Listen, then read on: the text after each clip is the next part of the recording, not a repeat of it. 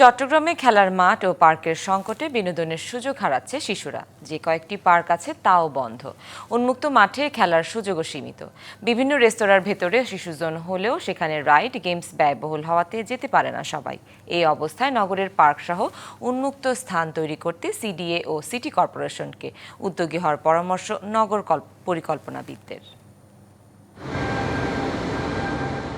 দেশের বাণিজ্যিক রাজধানী খ্যাত চট্টগ্রাম নগর পরিকল্পনার মানদণ্ডে জনসংখ্যার অনুপাতে এখানে পার্ক ও খেলার মাঠ থাকার কথা ৭০০টি, অথচ বাস্তবে আছে ১৯০টি পার্ক আর খেলার মাঠ মাত্র ৫টি।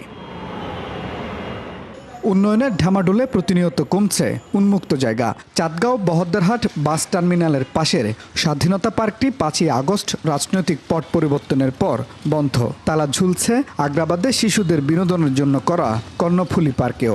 ৫ই আগস্টের পর থেকে কেন জানি এই পার্কটা বন্ধ হয়ে গিয়েছে, অনেক দিন ধরে চলছে না। আমাদের এখানে আশেপাশে যে ছেলেরা আমাদের খেলা করতো বা রাইড শেয়ার করতো, রাইড করতো। সানবিট সব দিবে সামাল। সানবিট ম্যাজিক প্রেস ডিশওয়াশিং এর মাথা ঘোরানো সলিউশন। তো তারা করতে পারছে না। মাঠ ও পার্কের সংকটের সুযোগে শিশু জোন গড়ে উঠেছে বিভিন্ন রেস্তোরাঁয়। বিনোদনের জন্য সন্তানদের সেখানেই নিয়ে যাচ্ছেন মা বাবা। ক্রিকেট ফুটবল ভুলে যন্ত্রনির্ভর বিনোদনে অভ্যস্ত হচ্ছে শিশুরা, বাড়ছে মোবাইল আসক্তি। বাচ্চাদের ফিজিক্যাল অ্যাক্টিভিটিস এবং ওদের মনে করেন যে যাতে এনজয় করতে পারে ওইটার জন্য আসলে আমাদের এই বুবলটা।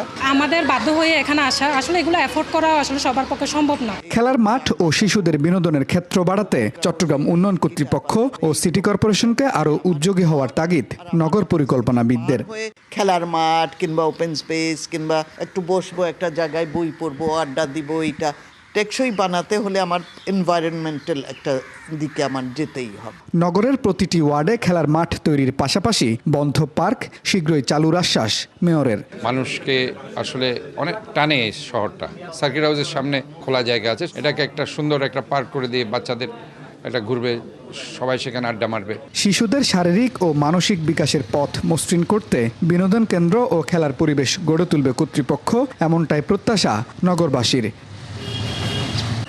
Mujibul Haque, DBC news, Chittagong.